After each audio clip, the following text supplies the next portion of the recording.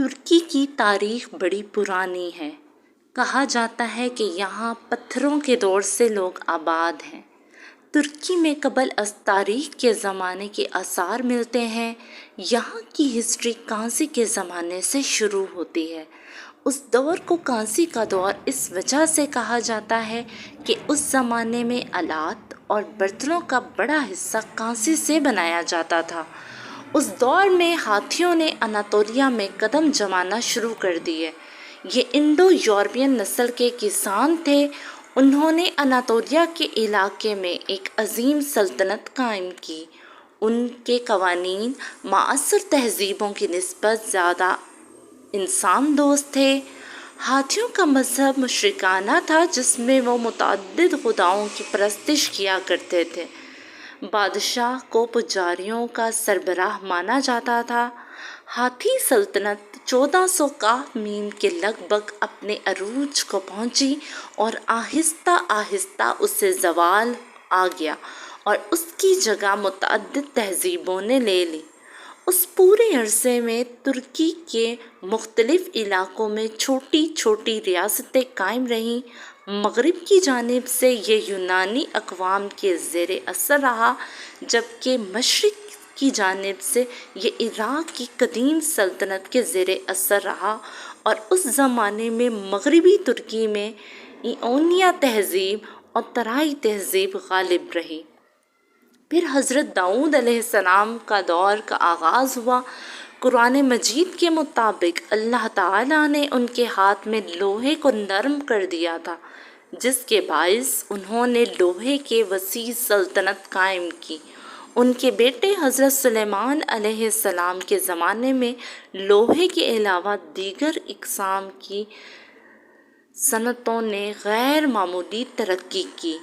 ہواؤں کو مسخر کیا گیا، سمندر کے خزانوں کو تلاش کیا گیا، عظیم الشان عمارتیں قائم کی گئیں۔ ان کی سلطنت میں سائنسی ترقی کا یہ عالم تھا کہ یمن جیسے ترقی یافتہ ملک کی ملکہ بھی ان کے محل میں پہنچ کر خود کو دیہاتی سا محسوس کرنے لگی۔ یہ ترقی اسرائیل سے نکل کر دیگر قوموں تک بھی پہنچی۔ 336 میں اس علاقے کو یونان کے سکندر نے فتح کر لیا، مگر اس کے جانشین اتنی بڑی سلطنت کو سنبھال نہیں سکے اور یہ ٹکڑوں میں تقسیم ہو گئی۔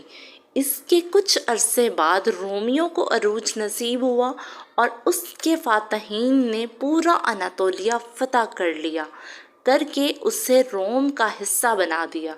ابتدا میں یہ ایک جمہوری حکومت تھی، لیکن بعد میں یہ بادشاہت میں تبدیل ہو گئی۔ انہوں نے ترکی کے علاوہ موجودہ شام، اردن، فلسطین اور مصر پر قبضہ جما لیا۔ رومی دور میں لگ بھگ اس پورے علاقے کی اکثریت عیسائیت اختیار کر چکی تھی۔ 330 میں رومی شہنشاہ قسطنطین نے عیسائیت قبول کر کے اسے سرکاری مذہب قرار دے دیا۔ یہی وہ بادشاہ ہے جس نے موجودہ استنبول کا مقام پر عظیم الشان قسطنطنیہ بسانے کا حکم دیا، جو اس دور کا دارالحکومت قرار پایا۔ اس سے پہلے یہ ایک چھوٹا سا شہر تھا جو بازنطین کہلاتا تھا۔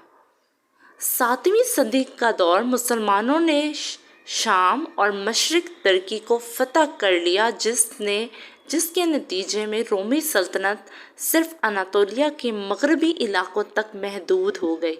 1037 میں اس علاقے میں ارطغرل بے نے سلجوقی سلطنت کی بنیاد رکھی۔ مشرقی اور وسطی اناطولیہ پر سلجوقیوں اور مغربی ترکی پر رومیوں کی حکومت تھی۔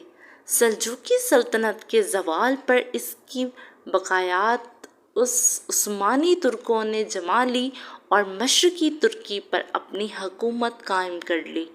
مسلمانوں نے ابتدائی فتوحات میں موجودہ ترکی کے مشرقی علاقوں کو اپنے زیر اثر کر لیا، لیکن اناطولیہ کا وسطی علاقہ 9ویں سنچری یعنی 9ویں صدی تک سلجوقیوں کی آمد تک مسلم ریاست نہیں بن سکے۔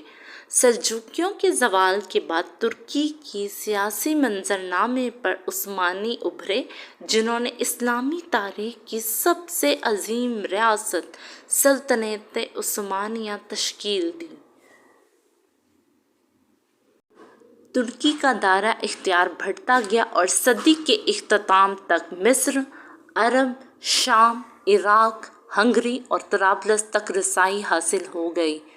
ترکوں نے 1669 میں جزیرہ کریٹ پر بھی اپنا پرچم لہرا دیا، لیکن 17ویں صدی میں سلطنت عثمانیہ کا زوال شروع ہو گیا اور 1912 تک ہنگری، کرائمیا، یونان، بلقان، بلغاریہ، بوسنیا اور لبنان وغیرہ ترکی کی سلطنت سے آزاد ہو گئے۔ پہلی جنگ عظیم میں ترکوں نے جرمنی کا ساتھ دیا لیکن کامیابی حاصل نہ کر سکے۔ 1920 میں نوجوان ترکوں نے سلطان عبد الحمید کے خلاف عزم بغاوت بلند کیا اور انقرہ کو حکومتی مرکز بنا لیا۔ پھر مصطفیٰ کمال اتاتürk ترک کی زیر قیادت ترک فوج یونان کو ترکی سے نکالنے میں کامیاب ہوئی اور 29 اکتوبر 1923 کو ترکی ایک آزاد جمہوری ملک بن گیا۔ اس ریاست پر سیکولرزم کی چھاپ ظاہر ہوئی اور ملوکیت اور خلافت کا اثر زائل کر دیا گیا۔ دوسری جنگ عظیم میں ترکی نے کسی کا ساتھ نہ دیا اور غیر جانبداری کا مظاہرہ کیا۔ 1952 میں ترکی نیٹو کا رکن بن گیا۔ 1957 میں ڈیموکریٹک پارٹی کامیاب ہوئی اور عدنان مندریز وزیر اعظم بن گئے۔ پھر جنرل جمال گرسل نے عدنان مندریز کو 1960 میں تختہ دار پر لٹا دیا اور ان کے ساتھیوں کو گرفتار کر لیا۔ پھر اس کے بعد ترکی میں سیاسی رشاکسی عروج پر پہنچ گئی اور 1979 میں مزید 6 صوبے مارشل لاء کے زیر اعتبار آ گئے۔ جنرل کنان نے 11 ستمبر 1980 کو اقتدار پر قبضہ کر لیا، تاہم 1983 صرف 3 سال بعد ہی جمہوری حکومت کو بحال کر دیا گیا۔ پھر اس کے بعد 1989 میں تزگل اورزال کو 7 سال کے عرصے کے لیے صدارت دی گئی، مگر اپریل 1993 میں سابقہ وزیر اعظم سلیمان ڈیمیرل ملک کے صدر منتخب ہو گئے۔ یوں ملک میں وزارتوں کی آمد و رفت کا سلسلہ جاری رہا۔ ترکی میں 1999 میں ایک خوفناک زلزلہ آیا جس میں 40,000 افراد ہلاک ہو گئے، لیکن ترکی معاشی لحاظ سے اپنی صلاحیت کو برقرار رکھنے میں جلد کامیاب ہو گیا۔ جنوری 1999 میں بلند جود اور اس کے بعد طیب اردگان وزیر اعظم بنے۔ اس وقت ترکی میں پارلیمانی نظام حکومت ہے۔ طیب اردگان صدر ہیں۔ ترکی کا دارالحکومت انقرہ ہے جبکہ سب سے بڑا شہر استنبول ہے۔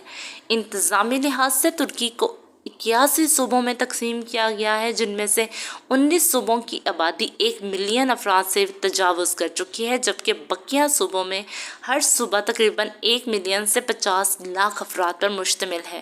نسلی لحاظ سے ملک میں 80% ترک نسل جبکہ 20% کرد نسل کے لوگ ہیں۔